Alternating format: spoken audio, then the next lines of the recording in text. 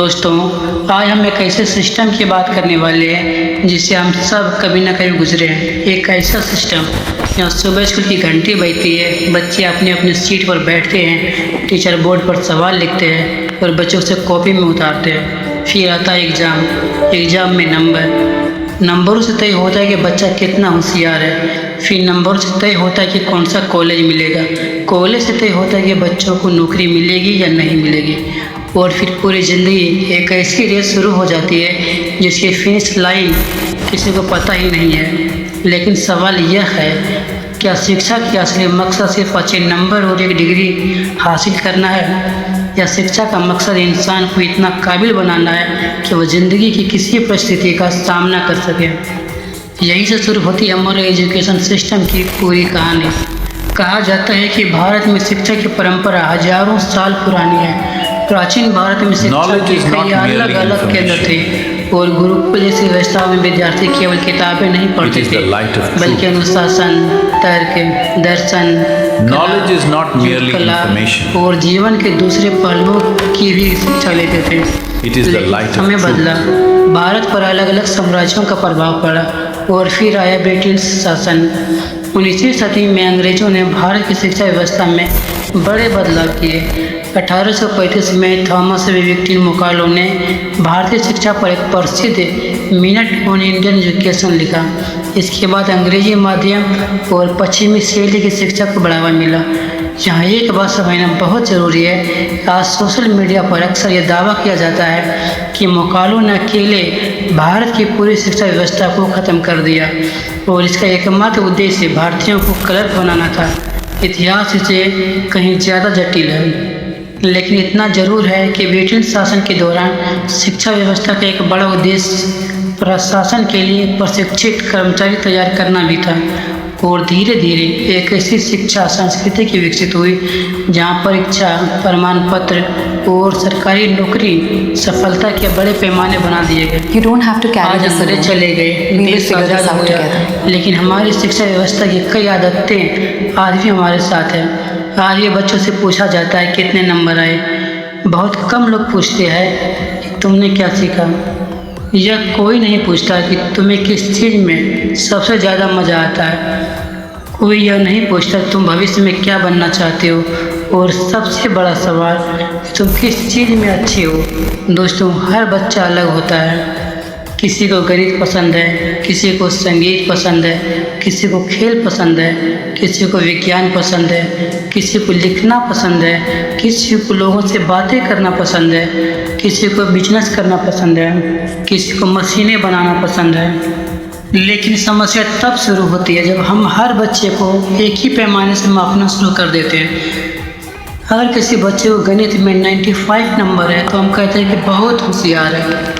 लेकिन अगर वही बच्चा लोगों से बातें नहीं कर पाता, अपनी भावनाओं को समझा नहीं पाता, पैसों को संभालना नहीं जानता और असफलता से टूट जाता है, तो क्या वह बच्चा ज़िंदगी के लिए तैयार है?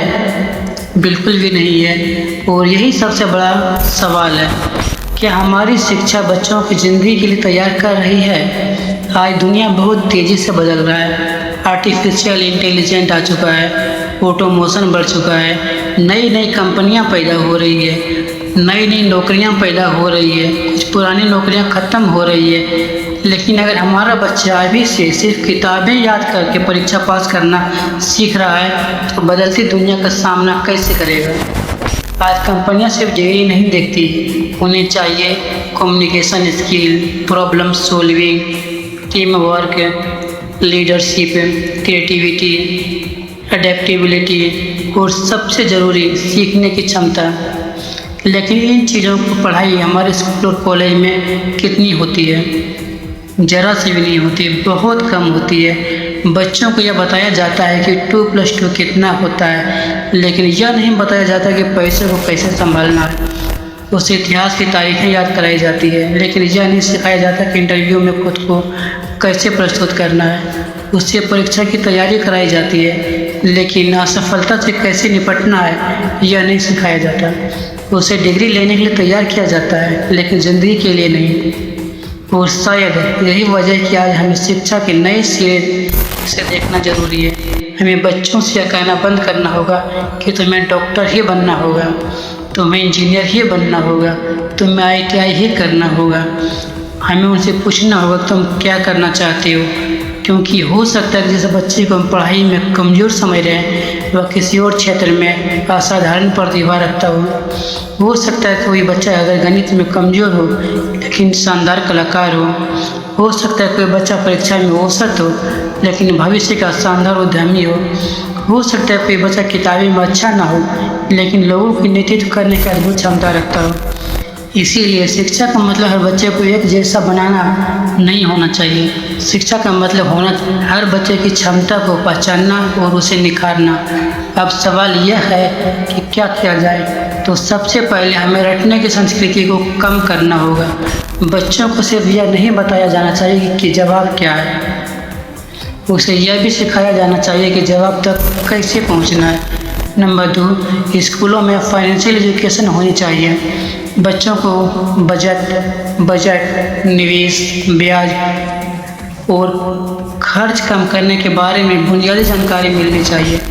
नंबर 3, स्किल बेसिक एजुकेशन को महत्व देना होगा।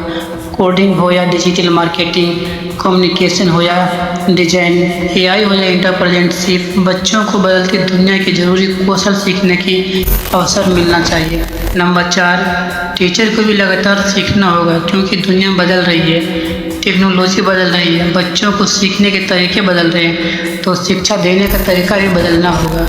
नंबर 5, मेंटल हेल्थ और इमोशनल एजुकेशन को भी महत्व देना होगा।